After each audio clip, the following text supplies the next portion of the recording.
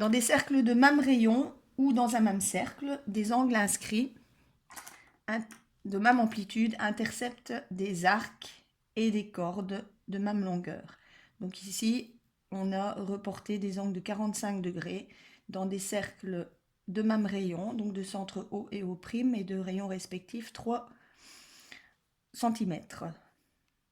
Les angles de 45 degrés interceptent des cordes, donc les côtés de l'angle viennent couper le cercle en 2 points pour déterminer une corde et une portion du cercle, donc un arc de cercle. C'est de cette règle dont on va se servir pour reporter un angle à l'aide du compas. Donc soit ici un angle qui a une certaine amplitude que l'on va reporter ici à partir du sommet A'. Alors on ne va pas dessiner un cercle complet, mais on aura juste besoin des arcs. Et donc, on commence par construire un arc de cercle de centre A qui vient couper les côtés de l'angle en 2 points. On détermine ainsi une corde.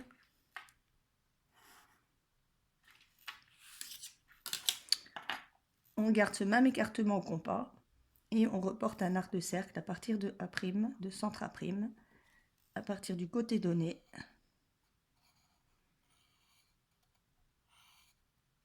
Et sur cet arc, on va reporter la distance correspondant ici à la distance entre ces 2 points.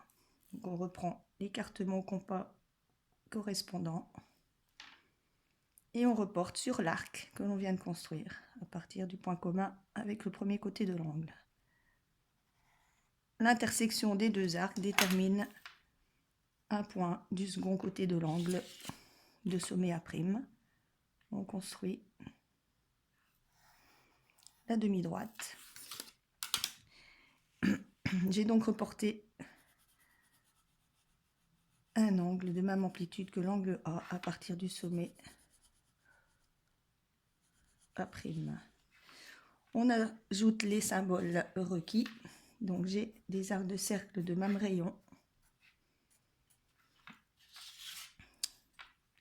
J'ai mon angle qui intercepte une corde. Je construis la corde correspondante ici. Et ces 2 cordes ont la même longueur. On va se servir du compas également pour construire la bisectrice de l'angle A'. On va déjà se servir des points équidistants des sommets de l'angle. Et à partir de ces 2 points, on va construire 2 arcs de cercle de même rayon.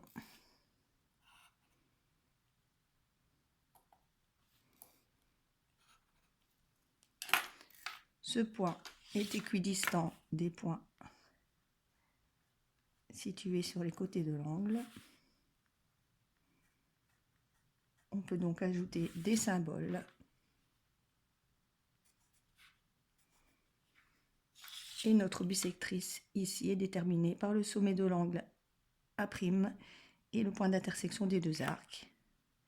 La bisectrice est une droite et donc on n'hésite pas à prolonger au-delà du sommet de l'angle. Et on n'oublie pas les symboles qui montrent que cette bisectrice coupe l'angle en 2 angles de même amplitude.